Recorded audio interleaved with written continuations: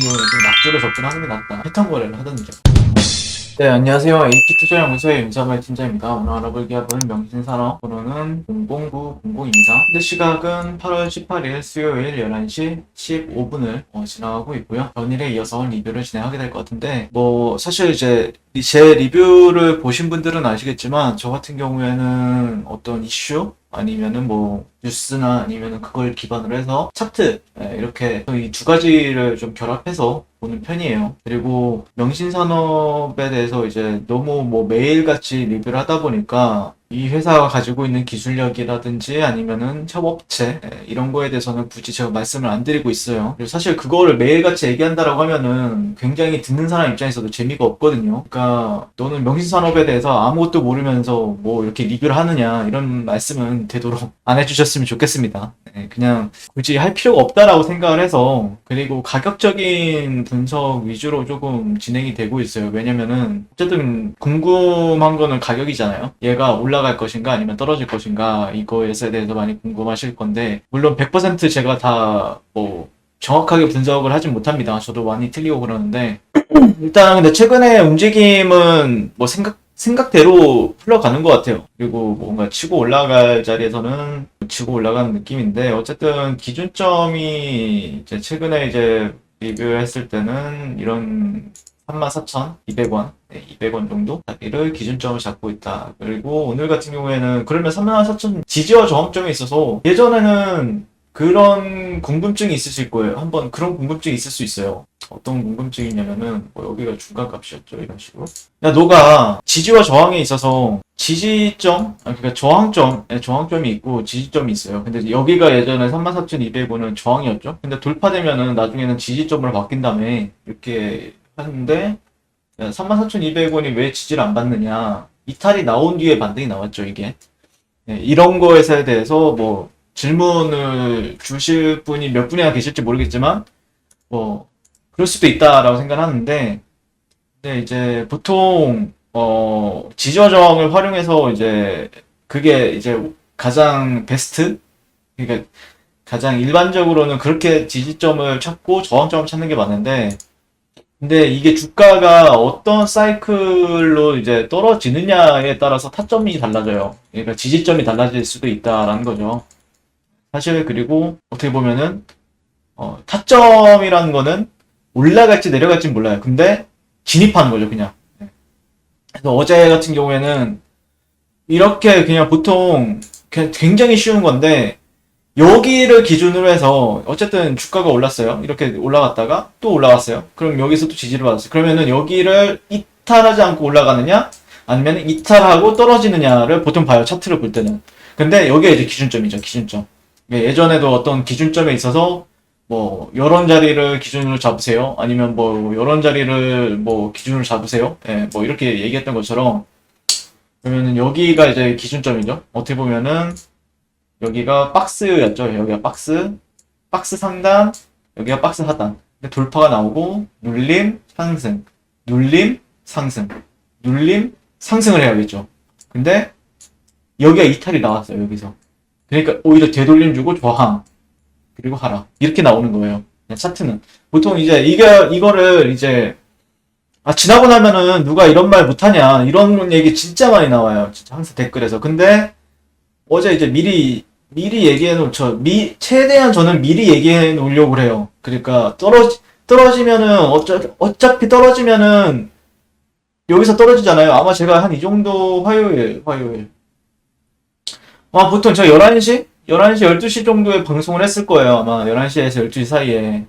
근데 이런 데서 이렇게 떨어지면은 보통 타점이 여기다. 여기서 이제 여기 저점 있죠? 여기 저점과 여기 고점 이렇게 있고, 여기가 이제 타점이다. 여기 33,500원, 32,900원, 이 정도. 그쵸? 여기가 타점이다. 여기 사이가. 여기가 사이가 타점이다. 보통 반등을 하게 되면은 한 이 정도를 목표로 잡고, 여기보다 조금 낮게 거는 게 이제 정석이거든요. 보통 이 패턴 거래에 있어서는요. 나는 내 매수가가 손절이다. 이렇게 내가 리스크를 줄이는 방법들도 있고요. 근데 어찌됐든 이런 데가 타점이 될 수는 있죠.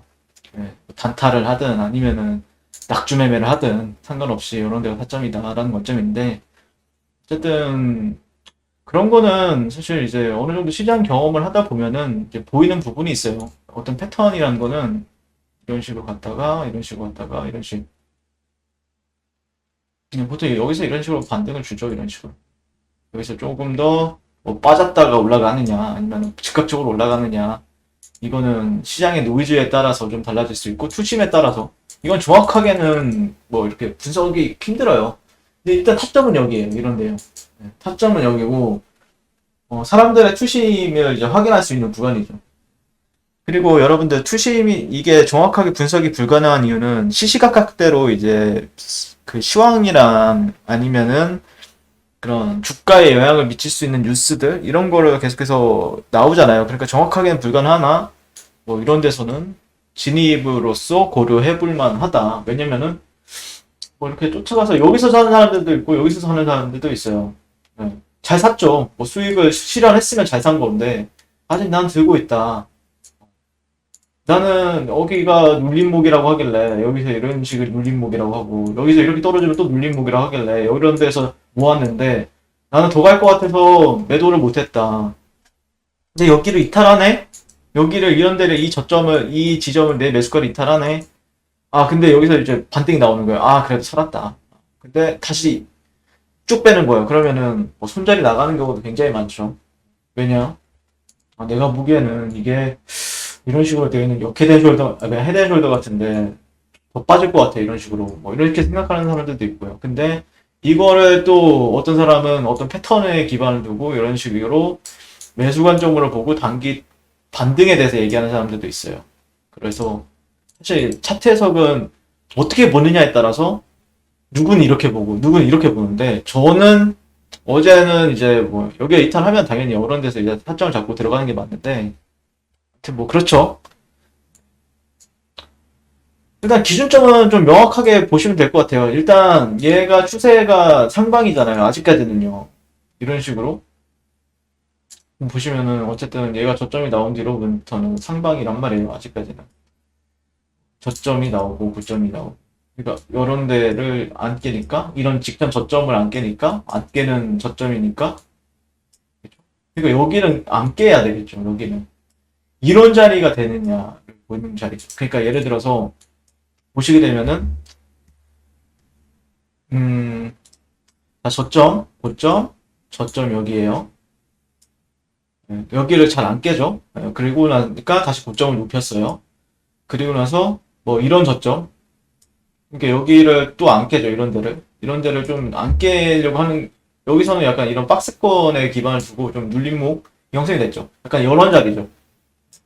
이런 자리인데 여기서 이제 지지를 받았던 거죠. 예전에는 여기서 이런 식으로, 그리고 올렸던 건데 여기는 한 번 더 뺐죠. 약간 이런 식으로 내려왔다가 왔다가 이렇게 봤다. 그러면 여기가 기준이에요. 여기가 무슨 말? 좀 어렵죠. 이게 설명하기가. 이게 다오 이론이라는 건데, 뭐 네이버에서 찾아보면 나오고, 뭐 저도 예전에 이제 교육으로 찍긴 했는데, 그냥 저점과 고점을 이제 보는 거예요. 저점과 고점. 그래서 직전 저점이 어딨냐? 그러면 직전 저점을 이탈했어. 그러면은 어디까지를 맥시멈으로 이제 보느냐를 이제 보는 거죠. 사실 여기도 이탈할 수가 있어요. 이탈하면은 사실 저는 추세가 좀 많이 깨졌다라고 생각할 것 같아요. 사실 추세가 깨졌어요. 단기적으로는요. 여기를 이탈하게 되면요. 근데 여기를 이제 빨리 이제 회복을 해주고 이제 올라가느냐? 아니면은 저항받고 빠지느냐에 따라서 이제 좀 답답한 상황이 연출이 되기도 하고, 긍정적인 상황이 연출이 되기도 해요. 그러니까 어떤 상황이 나와야 되냐면은, 이제, 일단 기술적 반등은 나온다라는 관점이었죠, 어제. 근데, 얘가 반등이, 여기도 보면은 비슷하게 이제 이 파란 선을 이탈을 했죠. 이탈을 했어요, 여기서도. 여기랑 똑같죠, 약간 느낌이. 이탈을 보통 상승 추세에서는 여기 이탈을 잘 안 해요, 파란 선은. 그러면은, 여기서 이제 저항을 받겠죠, 당연히. 첫 반등은 이제 당연히 여기서, 이런 데서 이제 저항을 받습니다. 여기가 매물대니까. 여기서 이제 산 사람들은 물려있기 때문에 쉽지가 않단 말이에요. 그러다가 이렇게 내려와요. 그러면은 또 저점을 이탈할 가능성도 있겠죠, 당연히. 이런 식으로. 근데 여기 이탈하면 좀 많이 좀 짜증 나겠죠. 그냥 뭐 회복을 해줬다라고 하면은 그러면 진짜 강한 종목인 거죠. 회복을 해주고 안착까지 한다. 이렇게 내려오는데, 뭐 이런 식으로 갔다가, 이렇게 한다. 예. 이런 그림이 나온다. 이런 그림이 나온다. 그러면 진짜 강한 종목이 되는 거죠. 근데 여기를 뚫어내지 못한다. 이렇게 하면은 좀 약간, 좀 약간 우려스러운, 이거, 이런 헤드숄더가 또 되는 거 아니야? 약간 이런 우려감이 발생이 되니까. 근데 이제 제가 좀 어렵다라고 생각을 하는 구간인데, 개인적으로는 왜 그러냐면은, 테슬라는 뭐, 테슬라? 뭐, 어제 이제 기사가 나왔죠? 예. 미 교통당국 조사 착수에 테슬라 급락, 국내 관련주도 울상, 뭐 이런 식으로 뉴스가 나왔는데요. 국내 관련주라고 하면 당연히 이제 명신산업이 가장 이렇게 생각이 나죠. 또 뭐 있었죠? 센트럴 모텔 뭐 이런 기업도 기억이 나고 뭐 여러 기업이 있죠. 우리 산업 뭐 이런 기업들도 생각이 나고. 근데 어쨌든 명신산업을 하고 있으니까. 근데 보시게 되면은 그러니까 좀 어렵다라고 생각을 하는 게 이제 지수예요, 지수. 지수 코스닥.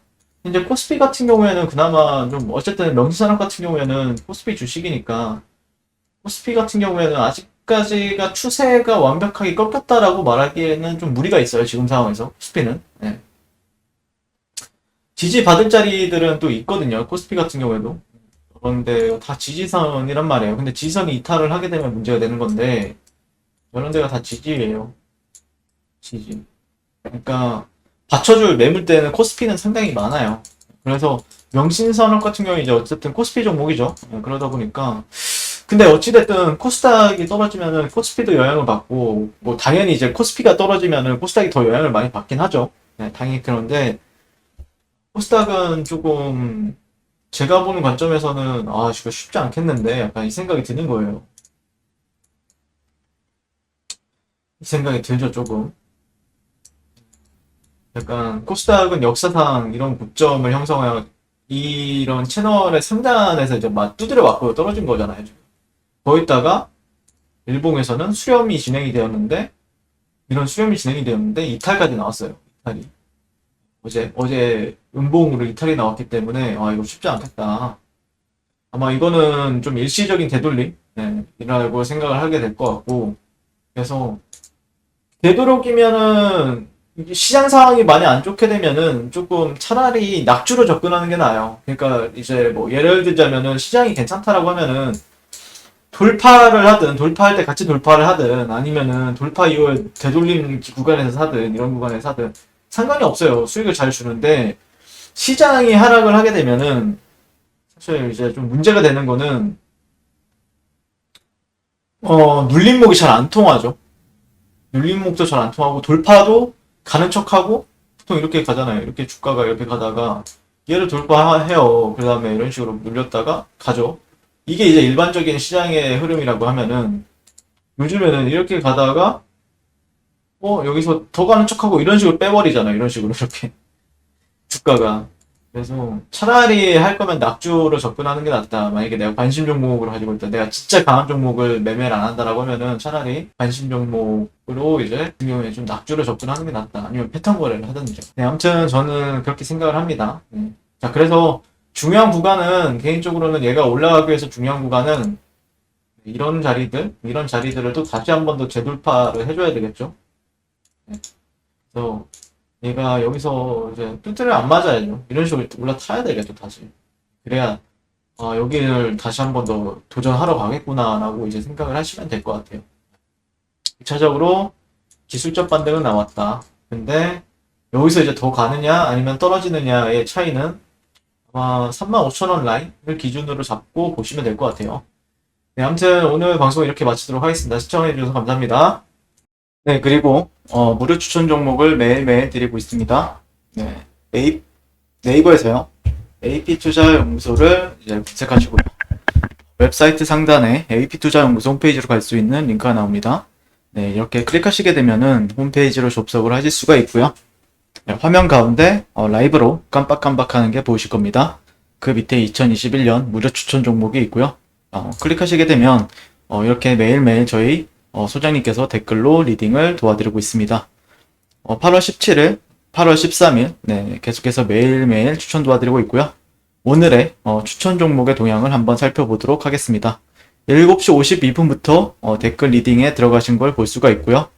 주말 사이에 있었던 미증시에 대한 설명부터 이제 상승과 하락에 대한 이유까지 그리고 시황 이런 걸로 이제 댓글로서 리딩을 도와드리고 있습니다.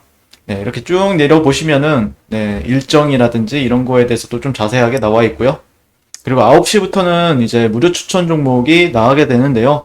네, 종목명, 매수가, 1차 목표가, 손절가가 이제 함께 제시가 됩니다. 오늘 같은 경우에는 이제 한국공항 47,700원 기준 매수, 목표가 49,100원, 손절가 45,500원으로 이제 대응한다. 그리고 태웅로직스, 제이시케미칼 이렇게 세 종목을 추천을 도와드렸고요. 그랬을 때 주가가 상승하게 되어 목표가에 도달했을 때는 목표가에 도달했다고 댓글로서 리딩을 도와드리고 있고, 하락하면 하락하게 되었다고 손절에 대한 리딩도 함께 해드리고 있습니다. 네. 그리고 지금 이 무료 추천 종목 같은 경우에는 로그인을 하지 않아도 누구나 다 볼 수 있는 공개되어 있는 댓글 리딩이기 때문에 홈페이지에 오셔서 종목이 필요하신 분들은 많은 도움 받아가시면 좋을 것 같고요.